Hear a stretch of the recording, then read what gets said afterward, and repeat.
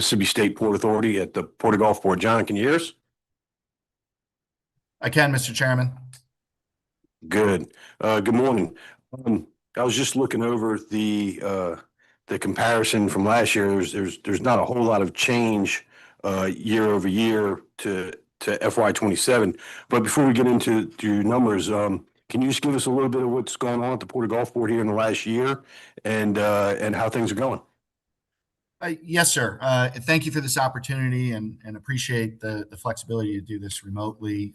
We had long scheduled leadership training for staff, and we have a very interesting investor coming in this afternoon, which hopefully next year maybe I'll be talking about some results from that. So thank you for your flexibility. The Mississippi State Port Authority is an enterprise agency. I'm happy to say we're not coming to ask for state general fund funding. We raise all our own revenue and support our operational costs. We do occasionally receive a grant from the state. We're proud to have a Smith grant now that we'll be implementing in the next year. We provided some material to the committee, and some of that discuss our economic impact in the region. We did a study that resulted in $3.8 billion in economic regional impact, about $62 million in state and local taxes through our partners. And we employ about 3,600 employees on the terminal directly, another 5,300 with indirect employees. So we are an economic driver here on the coast and for the whole state, really, by providing logistical options for Mississippi businesses to export product. But we do all this with less than 39 pins. So how do we employ 3,600 people with under 40 employees? And we do it through our partners. We have a very diverse business plan and effort here. Traditional freight, which is also very diverse. We move containers. We move a lot of refrigerated containers. One of the areas we've really been focused on in that area this year is moving more Mississippi protein, poultry. We produce a great deal of poultry in Mississippi, and unfortunately, too much of that is getting exported through competing ports. So this year, through a lot of our business development efforts, we're moving about 1,000 containers of Mississippi chicken, and most of that is growth. It's a logical business standpoint from us because we do have a lot of refrigerated containers that are coming in, primarily bringing in fruit as the second largest importer of green fruit in the U.S. But that capital asset, that refrigerated container, one of our goals is to make sure that we're fully utilizing it and returning it, not with air and not with dry goods, but preferably with frozen poultry going back to those locations. And from an economic standpoint, that's perfect if we can utilize equipment fully in both directions. So other partners, Ports America, 2 years ago, we signed a lease with them that requires them to invest $43 million into the port, of private sector investment. We're very pleased to announce that in September, we received a fourth crane. That was a $20 million investment. And that's particularly important for our growth because now we have 4 gantry cranes, and that allows us to work 2 vessels simultaneously at full utilization. So I'm pleased to report that that relationship, that deal with Ports America is coming to fruition. They are putting out about $11 million in paving efforts. And, we are very thankful for public funds that we receive, but private sector investment brings with it that requirement for return on investment and really cements having that partner here working with us to grow the port and grow jobs. Another big development we've had recently is an announcement that American Cruise Lines will be stopping in Gulfport, 4 stops in March and then 6 more in November and December of this calendar year. American Cruise Lines is a perfect mix for us, helping diversify our operations. And if you're not familiar with them, think of the Viking cruise lines in Europe. It's extremely high end. The fares for a single passenger start at $6,000 for a 1 week cruise. And so what this will do, will bring 180 passengers that will spend the night, 24 hours here in Gulfport, and give them an opportunity to go spend some money in the local restaurants and stores and that type of activity. So we're very excited for that new niche business here at the terminal. I would say, additionally, we have continued to grow our technology and our Blue Economy efforts. We are almost fully utilizing the new Roger F. Wicker Center. There's one more corner of office space that we've been working with USM on to fill that out. But I can tell you today that Wicker Center, the parking lot's full outside of there, and we have folks from NOAA working on the third floor of that building, interestingly operating vessels all around the world. So that is NOAA's Autonomous Vessel Operations Center.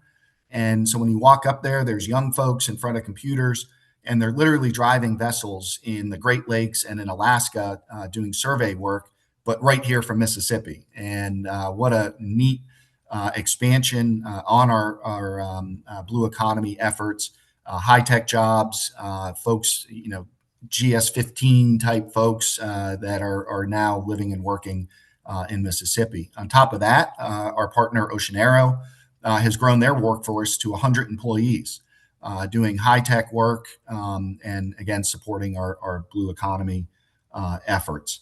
So we've had a lot of growth, a lot more activity with our Department of Defense activities. We did 4 military moves last year. And I hope to get some of you down here for one of it, because it's pretty awe-inspiring to see 70-ton Abrams tanks being loaded on a vessel. A lot of that activity is associated with Shelby, and we're very proud of our relationship with the Mississippi National Guard and working together to grow those military moves. The great thing about military moves is they're very labor intensive. There's a lot of work that goes into it, and a lot of our labor is able to take part in that. So over those 4 military moves, that produced 70,000 man hours for local labor. And a lot of that is in excess of $40 an hour type labor. So it's a phenomenal economic impact here for the local community. So a lot of exciting things going on. I could talk all day, but I know you are very busy. So I'll just leave my update there, Mr. Chairman. Thank you, John. Any questions for Mr. Nass from members of the committee? Senator Seymour? Thank you, Mr. Chairman. Just a couple. On the travel, your 25 actual expense for travel was like 35,000. This year, y'all, the estimate and what you're requesting is 186. Is this just a number that you put out to what you a threshold of what you'll use in a year potentially? Mm-hmm. Yes, sir. The budgeting process, we try to be careful to make sure if possibilities come up that we've accounted for it. But I'm pleased to say that we're tight with our money, and if we're not going to get a return on investment on a trip, we're probably not going to do it. But we do this with our capital outlay too. If something comes up between now and then, we want to be able to nimbly react to it and have that budget authority. But most of our line items, we typically don't spend all of it. But what we're asking for essentially is the flexibility to react as needed. So that's the explanation for that, sir. Thank you. Thank you, Mr. Chairman. Any other questions for Mr. Nass? Senator Hobbs? Thank you, Mr. Chairman. John, you mentioned the poultry exports. What's precipitated the increase in poultry exports, and what do you do to get more of that coming out of Gulfport? Great question, sir. We have actively reached out, business development efforts. There's one trucking company in particular, but there's several that are now utilizing the port. And we've made the case of if you're going to where our ships go from the Hattiesburg area, trucks can actually do 2 runs a day into our port, whereas if they're going to New Orleans, they can do one. So we're making a compelling business reason for why to use the Port of Gulfport over other ports. We've actually also been very active about going out and seeking that market. In fact, next week I'll be spending most of it in Atlanta. There's a big, we call it the chicken show, but it's poultry, protein, and frozen products. And what we'll do there is essentially go around, get letters of intent. Our ultimate goal is to build a freezer warehouse here in the vicinity with a private sector partner. And we've been working on this for several years. I think we're very close to a significant investment just here in the area. And having that asset, 100,000 square feet of freezer warehousing, is really the next step. If that cargo is located near us, it has a much better chance of going through our port. So we are actively pursuing that product line. Another interesting thing that's related is our intermodal service. We have a connection to Chicago. We've been working with the CN Railroad of actually being able to move fruit from the port all the way to the Midwest, and then return that container with product, usually frozen product from the Midwest. So we're tackling that one at a number of different angles, but we really see that when we do our SWOT analysis and look at our strengths. One of our strengths is the ability to move frozen product. I mean, we have 1,400 refrigerated plugs on the terminal. That's a lot. I mean, that essentially you can double plug those, so that's 2,800 refrigerated 40-foot containers that we can maintain. And that asset, that additional capital asset of a refrigerated container, which is 10 times the CapEx of another container, is something that we have available and an area that we're really doubling down on. Mr. Nass, any other questions from the committee? Mr. Nass, just want to confirm the only change it looks like over LBR is the 29,607 for salaries, and that's because of PERS and health insurance increase. Is that correct? That's correct, sir. We are level. We're not asking for more pins. We have been restructuring some of our workforce to focus on upcoming needs, but that is the nature of that increase, PERS and healthcare increases. And the total request for FY27 is that $78,497,468? Yes, sir. And that's a slight decrease from last year. And is there any general language that you need in your appropriations bill this year that you're aware of right now? No, sir. All right, good deal. I appreciate it, Mr. Nass. Thank you for your time this morning. And for the benefit of the committee, I know that it's been a road traveled to try to get the chicken product back. That's something that we lost after Hurricane Katrina when we lost the blast freezer. So to get that back, that product back, and get that back going through the Port of Gulfport would be a big win for us. Senator Seymour. Just for my curiosity, since the Kansas City Southern has been acquired by the Canadian group, have you had any problems with north and south routed railroad? So I think the merger presents us with some great opportunities. Like any major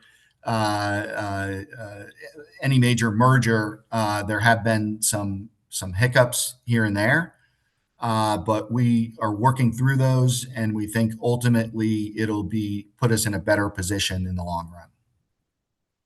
Thank you. Thank you, Mr. Chairman. One question, Mr. Nass. What has looking at contractual? I'm sorry, looking at other than equipment. FY25 actual is 19,581,000. FY26 estimate was 59,628. So far this year, and this year for FY27, you're requesting 57,600,000. What's changed on that OTE?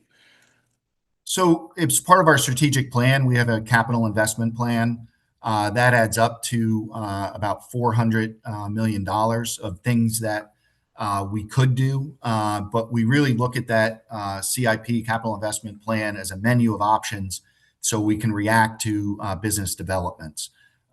So some of that slight reduction is we got some things done.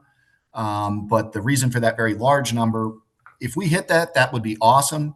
I think it's probably unlikely, but the nature of our funding, which is often going out and seeking private sector investment, federal grants, those sorts of things, we want that possibility to capture everything we think we could do, optimistically think we could do in a year. I hope that answered your question. Any other questions from the committee? Thank you, Mr. Nass. We're going to go ahead and wrap up here. For the members of the committee, if anyone's interested, we'll have copies of the port's 5-year strategic plan that Mr. Nash referenced earlier. I thought you guys had copies already, but we'll make sure to have those available for y'all if y'all want them. Thank you, Mr. Nass. Have a good rest of your day. Thank you, Mr. Chairman. Thank you, committee members.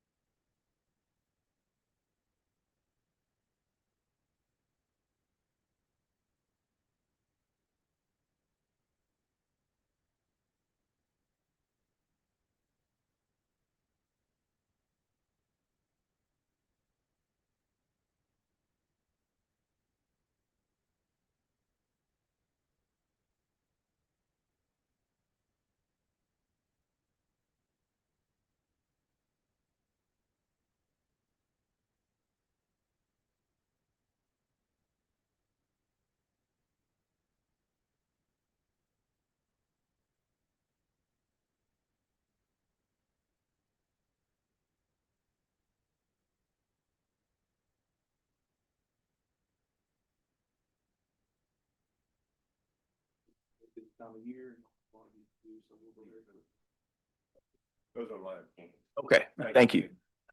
My name's Adam Choate. I'm the Executive Director of Pearl River Valley Water Supply District and the Barnett Reservoir. And this is Mr. Jack Winstead. He's one of our longtime residents and members of our Board of Directors. Just very quickly, we're not requesting any general funds. We're a special fund agency. We don't receive any funding from taxes. We have 5 counties. It's Hinds, Madison, Rankin, Leake, and Scott that has encompassed the area since legislation was introduced in 1958. And I get the question a lot because we have a small police department. Do we get any money from police tickets? And we do not. So all of our money comes from leases. People who live around the lake, they pay an annual rent, and that depends based on lot size and value and things like that. And then secondly, anybody who lives out there, we have about 6,000 water sewer customers. We get income from water sewer, which is its own little pot. It doesn't pay for anything else. And then thirdly, we have 5 campgrounds, and that's our third biggest pot of money. And then we have some other smaller fees like building and permitting fees. We cut timber and things like that. As far as special fund authority, we're asking for an increase in authority only to 30 million to allow us to spend money on some projects. I would like to give a modest raise. We didn't give one this year, somewhere in the area of 3%. And there's 3 main things we're asking funding for help with. We probably haven't replaced riprap around the reservoir since Hurricane Katrina, and we're requesting 4 million, and that would let us hit the hardest parts. We have about 105 miles of shoreline, and 26 of those we're responsible for riprap, and it's becoming a problem. And I'll email each of you some photos that we have taken on North Shore Causeway. That's one of the worst parts, and we've been working with Rankin County, and I basically said to them, if we don't address this, it's going to start affecting the road, and they're responsible for that road, and they're all in favor of getting any help that we can. Second, we have applied for a FEMA grant through MDEQ to basically study the spillway gates to see what all work that we need to do. It's a $1.1 million grant. We've won it, which we're very proud of, but it's a 65-35 grant, which means we're responsible for the 35%, which is about $400,000. If we could get help on that, that would be great. Those gates have been letting water out for since about 1964. And we know they need a lot of work. If you drive across Lower Spillway, you can see water leaking out, and that affects not only us and the lake, but everybody downstream. So we really want to take a hard look. That's been a real focus for us, a priority, to see what all we need to do to fix those things to make sure they last safely another 60 years. And then thirdly, we did a big study to see if we should move 4 lanes of Upper and Lower Spillway completely off the earthen dam. We got a grant to do that. It was like a $3 million grant. And we basically decided now is not the time. It would not alleviate traffic problems. The earthen dam is still holding up pretty good. If we're going to leave all 4 lanes there, we've got some work to do. We found a surface transportation grant program that we have applied for, and the match for that would be about $100,000, and it would address Upper and Lower Spillway bridges and make sure that those are maintained for the foreseeable future. If there's, I know it's early, but if there's going to be any CapEx or bond money, we would greatly appreciate any help in those 3 areas. And thirdly, on my bullet point page, Representative Brent Powell, just last week it appeared, House Bill 867. So a couple of years ago, the legislature were very appreciative, gave us money for dredging because it's a shallow lake, a muddy bottom lake, and a muddy bottom river, and we have to constantly dredge in order for it to be a healthy lake. In December, the dredgers said they could not complete the project for several reasons. It was not our fault, it was their fault, but they want to cancel that project. HB 867 would change the scope of the purpose of those funds and allow us to use them for shoreline protection. It would expand riprap and things like that. And if that's the case, we would not need as much from other sources. That is it. I'll go into greater detail on the other pages, and I include attachments, pictures of riprap, our applications for the funds, and emails from William McKercher, who's the director of dam safety at DEQ, saying we won that grant, and the need for money for Upper and Lower Spillway. And that's it. I'm happy to answer any questions if anybody has any. Senator Seymour, who's up? Any questions from any members of the committee? Senator Williams? Thank you, Mr. Chairman. Just a couple questions. The dredging contract that you got, is that a failure to perform from the dredging contractor or a mutually agreed upon separation? They have asked us to cancel for convenience. They don't want us to call in their bond. Why would we do that? Well, if we work things out, I would be okay with it. Okay. Just on Friday, I wrote the demand letter to send to our attorney to have them to review. The legislature gave us $1.75 million, and we did spend some of that for mobilization to build dredge ponds that we can use in the future. And so some of that money has been spent, but I want them to pay all of it back. And if I'm able to come back to the legislature with a full check, I would be happy. I understand that. You see where I was headed with that. I mean, if we had a contractual agreement, they agreed unless there's some extenuating Yep. circumstance to allow them to exit from it. Now, if we don't do the dredging, do we have a consequence on the other side of that or delaying that we have to deal with in the future? I think we do. Just from my experience doing this, and I know you just heard from Yes, sir. Gulfport.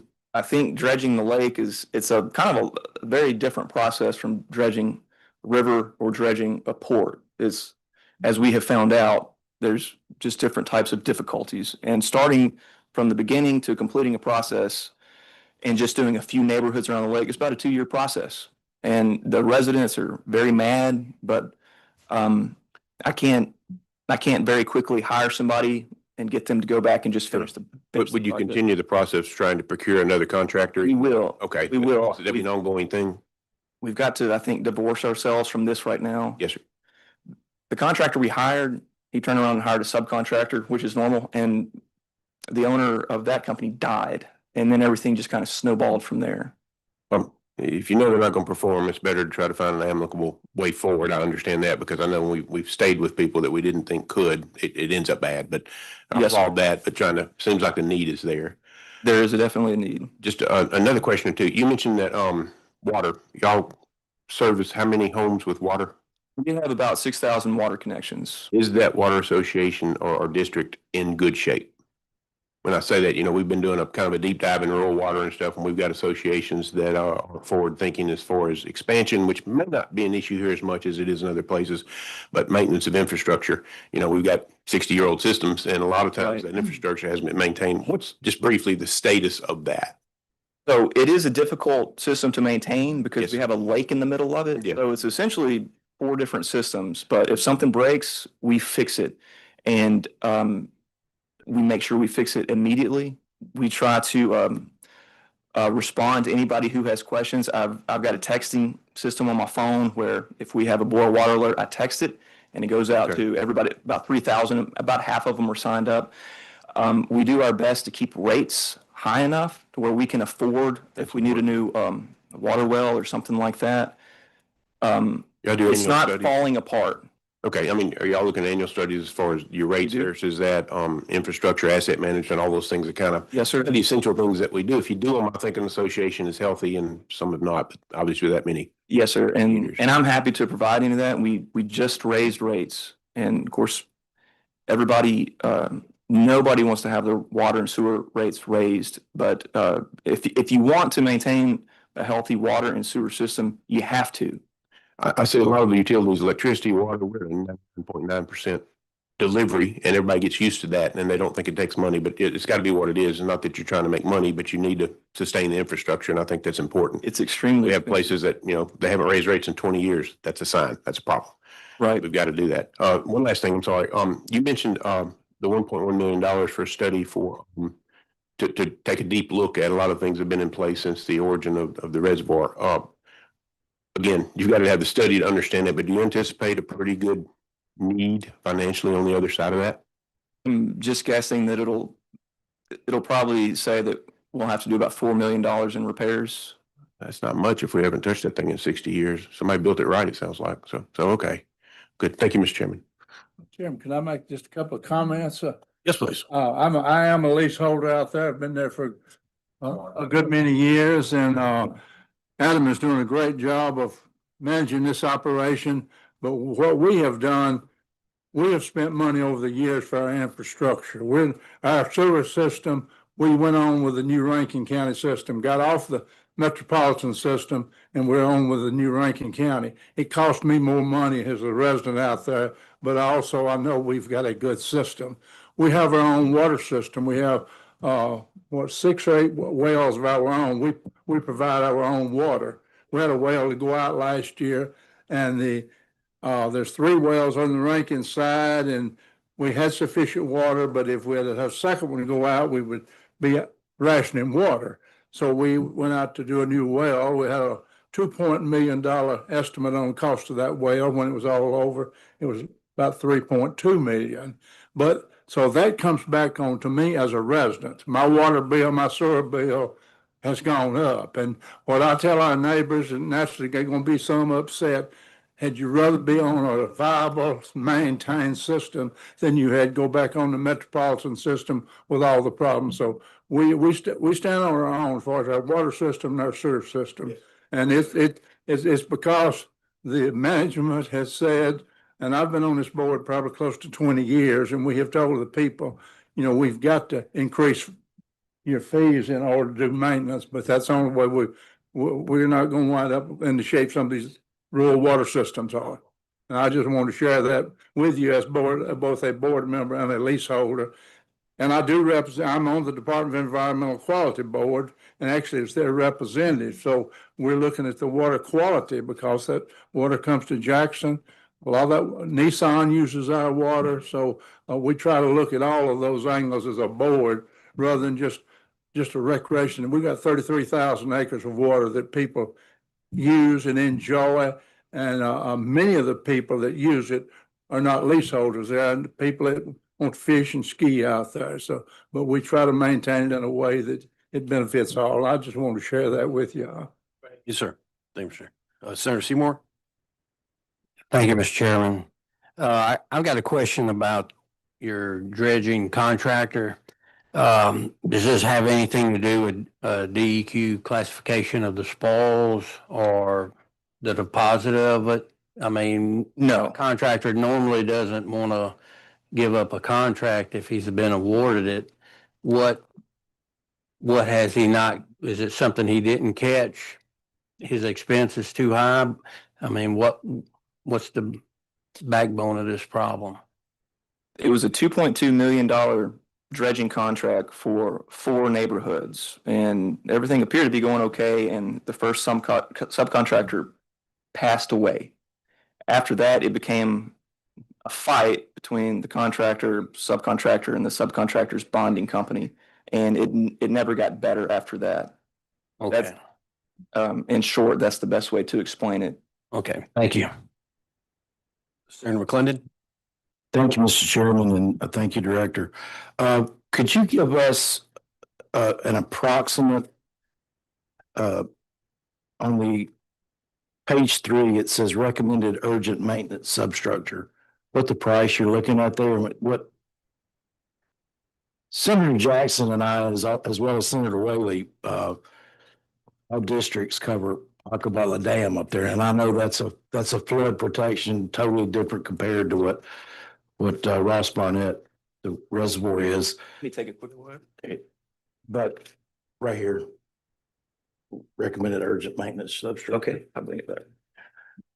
And what would be the impact if something like that happened to our reservoir, as it has up there to the community? Okay, this is for the lower spillway bridge. Okay. It needs repairs. And honestly, this is one of those things, if the legislature can't help us, we'll have to do it anyway. We have, every year we have somebody come in, a company come in, I think it's Burns, Cooley, Dennis. They come in and they look at the dam, they look at the spillway gates, and they tell us how good a shape it's in. And basically, it's in pretty good shape for a dam that old. If something were to ever happen, if anything ever breaks, we have these models showing where the water would go. And it's hard to say exactly. It's been hard for me to look at and say, okay, well, that neighborhood would be flooded, this neighborhood would be flooded, because there's so many different models. But you don't ever want to have to think about that. If the water ever gets to 300 feet, the emergency spillway near Shaggy's will blow. That's the way that it was designed. It's the gravel part near Shaggy's. If it ever gets up to 300 feet. So I've got this piece of paper on my desk that says 298.7, and I don't ever let the water get that high. And that's just part of it. You always want to make sure that we're keeping everything in good shape, that we're reviewing it. The higher the water goes, the more engineers are out there walking it every day to make sure there aren't new cracks, that nothing is bulging, that there aren't leaks. The water below lower spillway, those are called toe dams, and that's to relieve pressure. We got to make sure that the toe dams are looking the way that they're supposed to look. But I don't know if I answered your question, so if you want to clarify, I'd be happy to do it again. I guess the dam itself, where the water is coming out of the dam, and that's where the Arcabola issue happened. They say we have a hole the size of a bus through there that they're having to redo. Yeah. How often is something like that inspected down at the spillway? Our dam is inspected once a week, and then every year we have a very complete inspection. I think we pay about $50,000 to engineers to look at it every year. So I would say it's well inspected, and this would take care of some I would say overdue maintenance to make sure that nothing bad will happen. On the annual inspection, this is a very highly qualified team that do this each year. And they actually go down in under the dam and look at the mechanical works. But you know as well as I do, wheels and all that's been there 50 or 60 years, that we're going to be faced with some major repairs sooner or later. But we just try to avoid any accidents or any disaster. And I guess that's what I was finally coming to is, inevitably, Yeah. things have to be repaired and that kind of thing. We have to do repairs on some of those gates periodically because they're not opening and closing as they should, but so far we've been able to keep those in order and we hope we can continue, but we do have a real thorough inspection once a year to tell us you need to do something different. Thank you, little job you're doing. Appreciate you. Thank you, sir. Any other questions from the committee? Senator Hobson? Thank you, Mr. Chairman. And Senator Williams and Senator Seymour kind of hit on that dredging issue pretty well, but let me make sure I'm understanding you clearly, Adam, that you want to use those funds to help with the shoreline maintenance. And so you're kind of saying we don't need the dredging right now. We can hold it off on that for a long time. We need shoreline maintenance, use those excess funds for that. If I could have somebody continue the dredging right now, I would. But it's, like I said, it's become a kind of a messy divorce, not just with us, but with all the other parties involved. Like their equipment is still out there and they're disputing who owns it. And so I don't know if it's realistic for us to think, well, somebody will pick up the dredging a couple of months. I don't think that's realistic. And the money was given to us in an appropriations bill. We reappropriated it last year, which means I think it will lapse June 30th. Yeah, I guess the question is, do we need to reappropriate for the dredging? You asking for us to redirect those funds, if we're able to do that, redirect those towards the riprap and shoreline maintenance as opposed to the dredging? I don't think I can honestly tell you that we would be able to use it within the next fiscal year. Either way? No, with dredging. Dredging, Now, okay, we could put riprap out there quickly. okay, And this is something, I was explaining it to Representative Powell, the situation, kind of the quagmire we're in, and this was his idea, and we could certainly use it for riprap. I think if we had our preference, we'd say continue with the dredging. But our experience and what we're faced with now, we don't think that's a possibility within the time frame we have. So Representative Powell came up with the idea we'd have a tremendous need on riprap, and rather than lose this money, let's do that. And then if we can ever get lined up with a proper dredging, come back on another source. okay. But we need both. But if, as a citizen, board member, if we had our preference, I think we'd say do the dredging now. But Okay, it's just doesn't seem to be possible. I got you. Then the other one was just more idle curiosity. You talked about moving the roadway off the road off the spillway. Where would you propose to build a bridge over the? It would be mostly bridge, kind of like going to New Orleans, but it would be where there's wooded area now. And I think after the study was done, it had ballooned to over 200 million. I can see that being expensive, Very quite expensive. expensive. Yeah. Okay.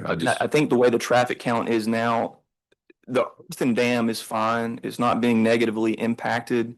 And when I was explaining it to our board, you would still have the traffic jams. We would have to work with the city of Ridgeland and Rankin County to do something about that. Okay. So. Yeah, I got you. Thank you, Adam. Good question. Thank you, Jack. Yeah, thanks, Mr. Chairman.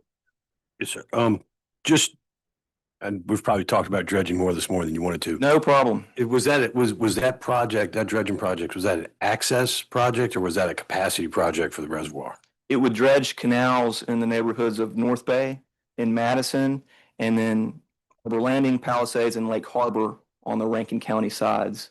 So it's more access. It was more access, but I think there's also the thought that the more shallow the lake gets over time, the more problems it causes all around. So canceling this contract, or well, let me ask you as a question. Does canceling this contract affect your ability to manage the reservoir in a way that doesn't accomplish its mission of flood control? No, not at this point. Okay. No. Looking at your numbers, LBR for FY27 is 7 million on OTE. Your request is 11,233,000. What is that $4 million delta? Is that the shoreline protection improvements? Which is OTE, Jacory? Other than equipment on.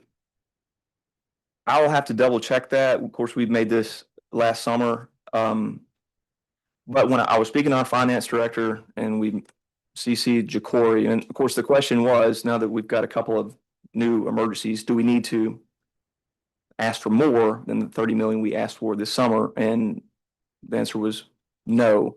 So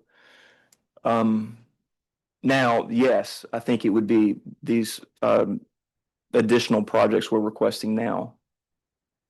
Okay, and I understand from Jacory, that's, y'all are still working on moving some of those numbers around. Correct. Make it. Yes, sir. All right. Any other questions from the committee? All right. Thank you, sir. Appreciate your time this morning. Yeah. We got a new office in Rankin County, and we really appreciate the legislature's help with that. Anybody ever wants to stop by, please do so anytime. And by the way, we do have several legislators that stay at our campgrounds and when they're in session, and also we get. Keep an eye on them. We appreciate that. That's that information of us, so. Thank you, guys. Thank you all.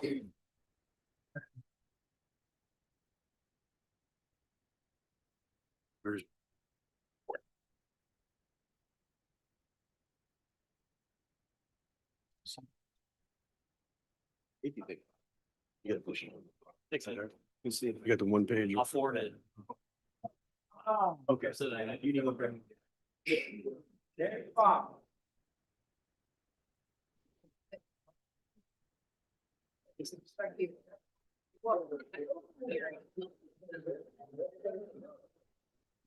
Thanks a lot. Yeah. Thanks for helping here. You're welcome.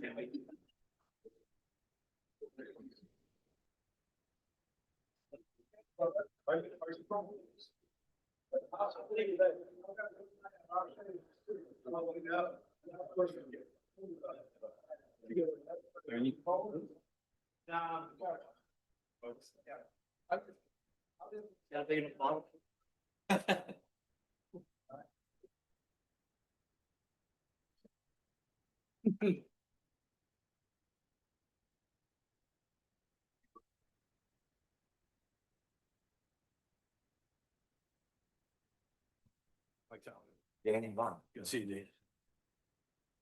Hey, George. Like to.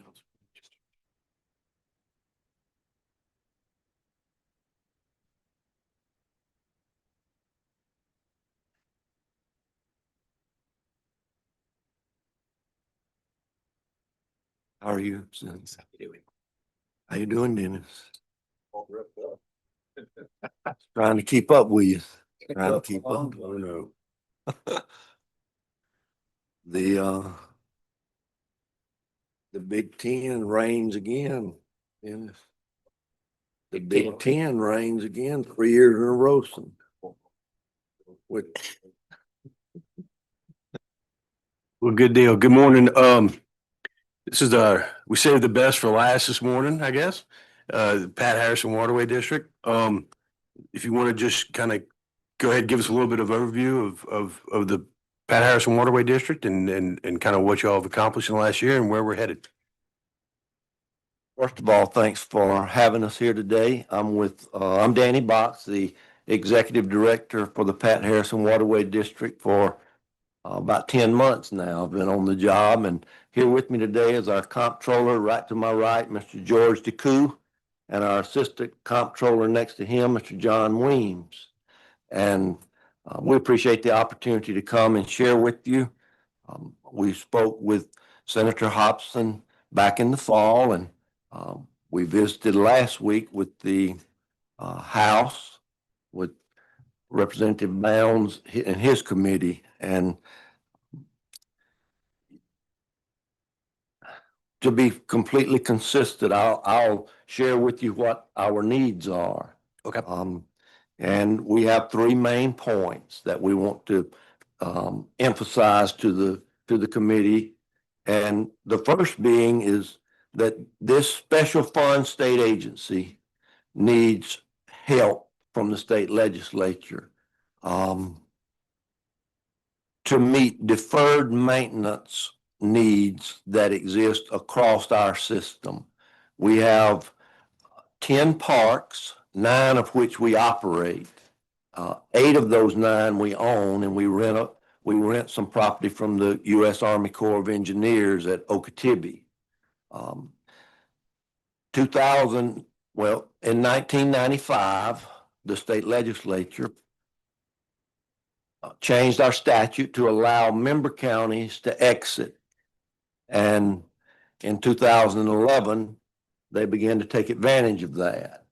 And between 2011 and today, the agency lost 5 of its member counties. 3 of those 5 were the larger counties, Lamar, Forest, and Jackson. And the result of that has been about 15 to $18 million loss in revenue over that 15-year period.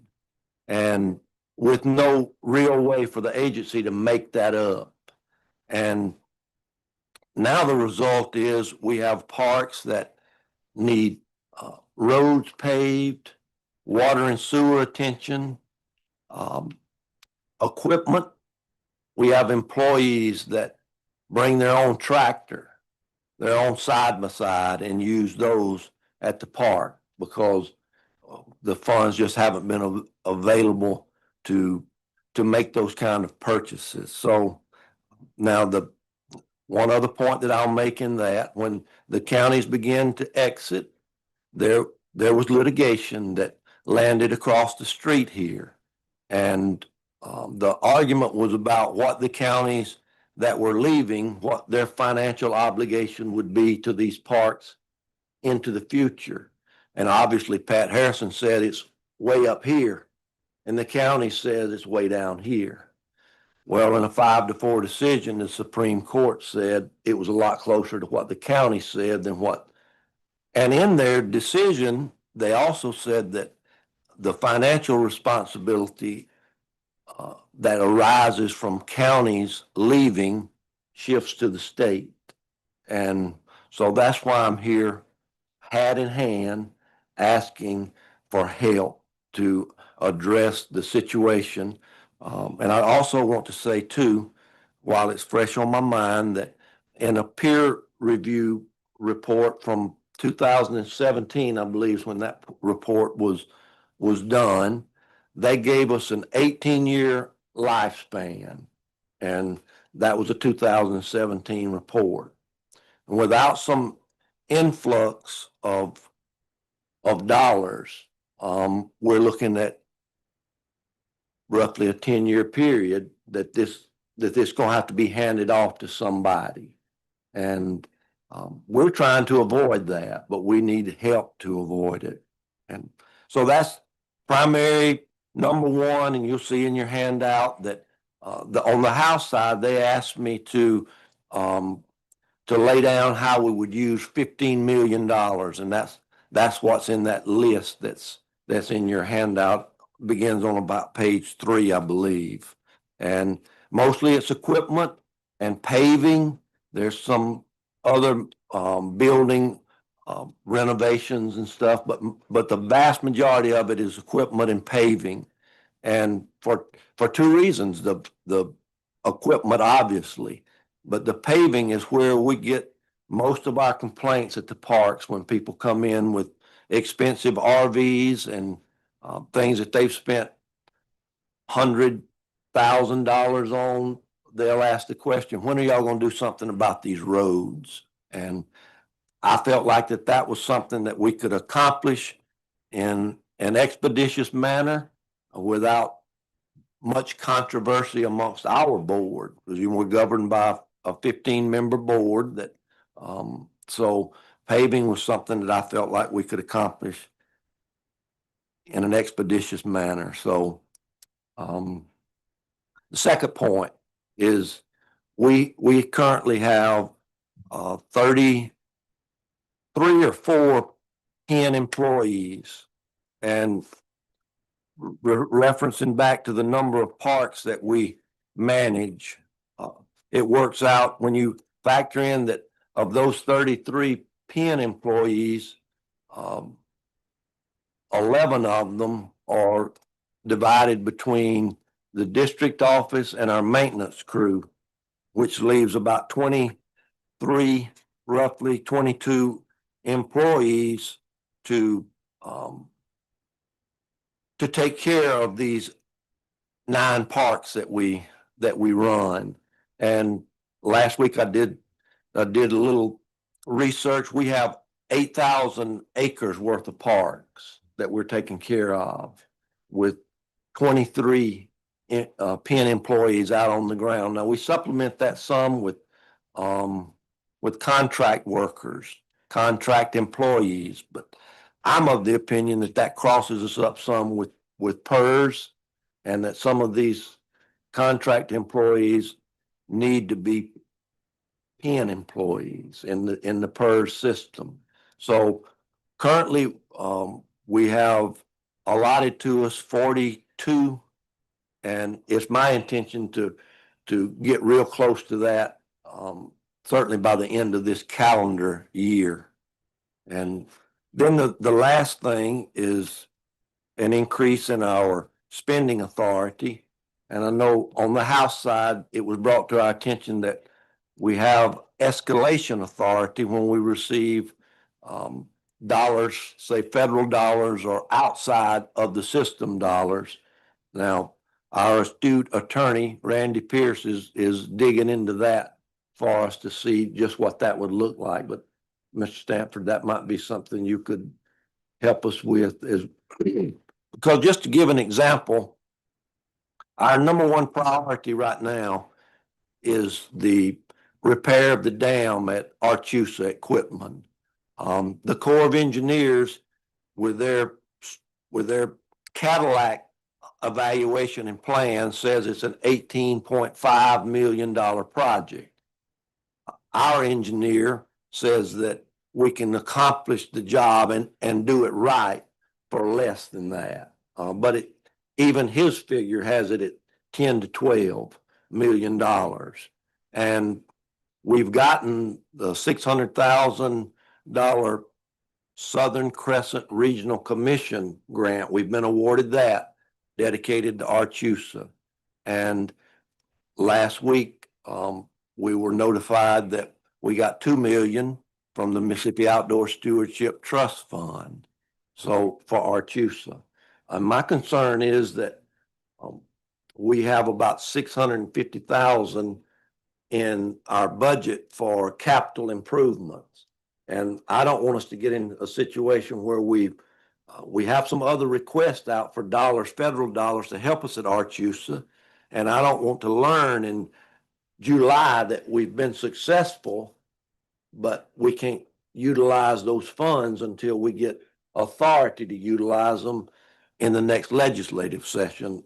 That's what I'm trying to avoid by asking for an increase in our spending authority.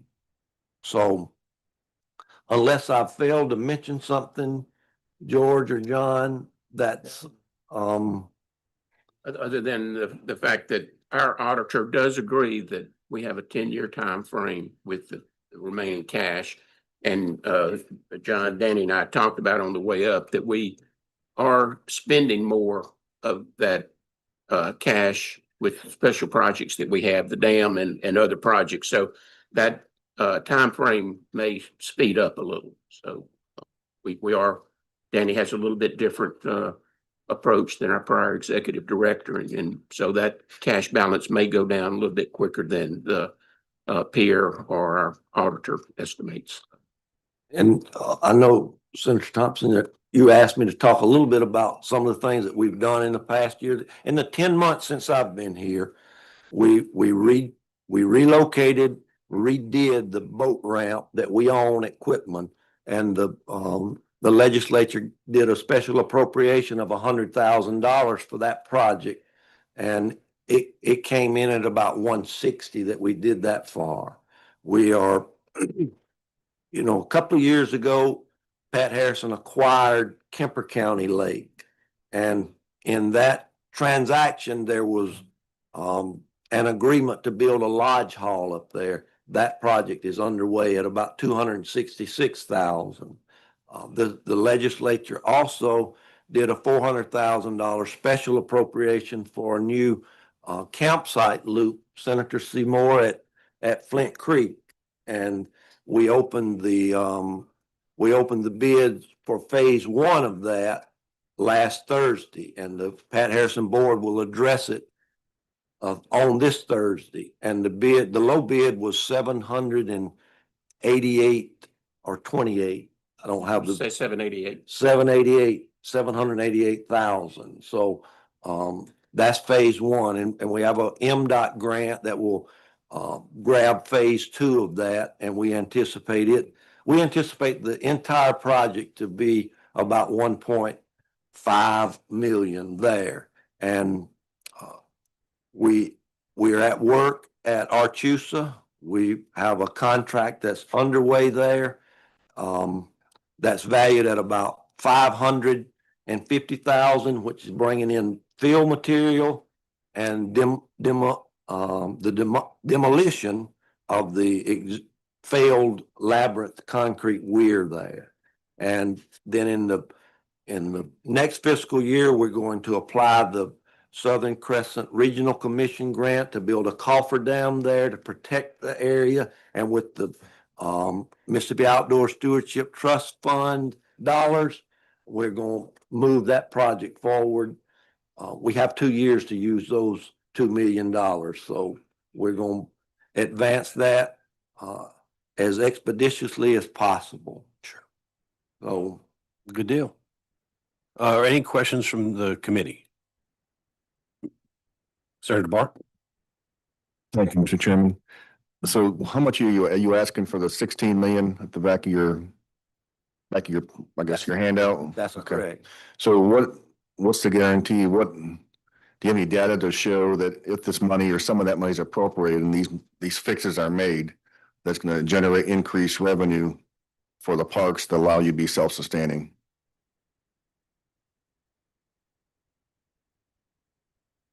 I don't have any data that would guarantee that. I don't know that, to be quite honest, I don't know that outdoor recreation in this format is profitable. I think it's worthy. I think it gives our people a place to enjoy the outdoors. Now, we have some parks. Flint Creek, for example, generates revenue. Maynard Creek in your district, Senator DeBar, generates a positive. It makes a profit, small, but a profit. While we have others that operate in the red exclusively. And so I don't know that paving and will be something that would change that. I really don't. Now, I'm also have the University Southern Mississippi doing a marketing plan for me currently. Now, some marketing is something that obviously could be of benefit to us on the revenue side. But I think what I'm asking for will be things that will give us as a state a better reputation. We're seen as taking care of what we have under our authority. And I think you and I've talked about this, I think, many times, but I guess the agreement with the federal government is that those parks have to be maintained and opened and run by somebody, but if it's not past Harrison, it'll fall upon the state to maintain and operate those. Is that? That's 100% correct. The four, Little Creek, Flint Creek, Archusa, and Maynard Creek were built with Department of Interior funds, and the agreement. Now, per the Supreme Court decision that I've referenced, they say that agreement is not between Pat Harrison and the federal government, that is between the state of Mississippi and the federal government. But the contract does say that those parks must be operated in eternally, in perpetuity. So. Thanks, Senator. Any other questions, Senator Hobson? Thank you, Mr. Chairman. And Danny, good to see you and George again. Senator DeBar is hitting on, I think, an important topic for the entire legislature as it relates to the ability to function and survive and to be able to pay for the things you need to pay for. And I'm wondering, I was just looking at the list. It looks like the counties that have gotten out, you don't have any lakes in those counties anymore. You do have a district maintenance office in Forest County, I see, correct? That's correct. And regarding the district office, I believe it's there by statute that the district office would be in Forest County. Now, regarding lakes, Little Black Creek Water Park is in Lamar County. Right. And it's leased. And that's something that could be explored, the potential of leasing some of the parks that we have, because Little Black Creek Water Park earns a profit at about $100,000 a year. But this is an important point too. I don't have the number right at the top of my head, but at least 4 of our dams are high hazard dams, Little Black Creek being one of them.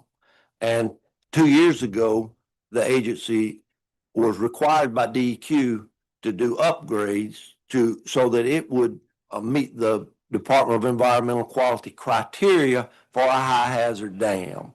And so Pat Harrison, with the help of a grant through DEQ, but there was about an expenditure of about $500,000. Not quite that much. It's closer to our share was 350,000 range.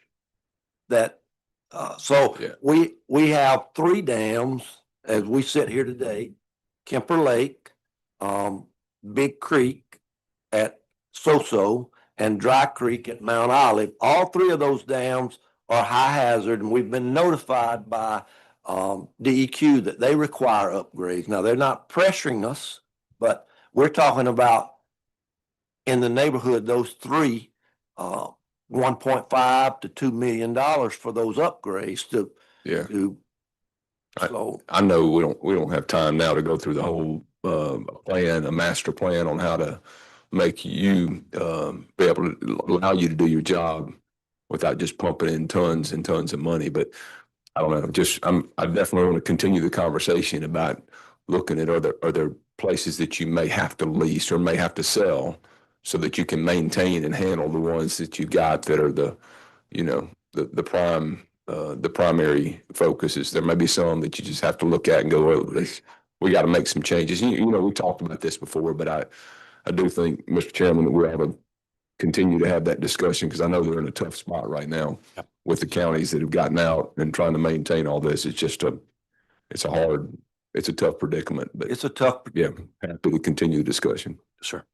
And thank you, Mr. Chairman. And you do receive funds from the counties, but if you continue to ask them for increased money, there's a probably possibility they could pull out as well. So I guess you gotta temper your request from the counties too. So it's 2 points, Senator DeBar. We're already asking our member counties the maximum that's allowable for us to ask. 7/8 of a meal is the cap that we can ask. And we ask every county for that 7/8 of a meal. Second point is, you're exactly right. That's how much leverage we have with the counties. None. We have one county that no point in me naming the county, but they just unilaterally said last year, we're going to pay half, and that's all we're going to pay. And what's our recourse is go demand that they pay the other half? Their answer would likely be, we won't pay anything. So we have no leverage with the counties. Yes, sir. Any other questions from the committee? All right. We go in at 10, so I'm going to go ahead and recess, but I do want to continue the conversation to see what we can do this session or preparing for next session to try to get some legs under the table, so to speak. I appreciate that. And I know that y'all have been very receptive to me and to Pat Harrison. And I thank you greatly for that. I'm available. Senator DeBar has my contact information. I'm terrible at remembering to bring cards, but okay. My contact information is in that packet too. We'll find you.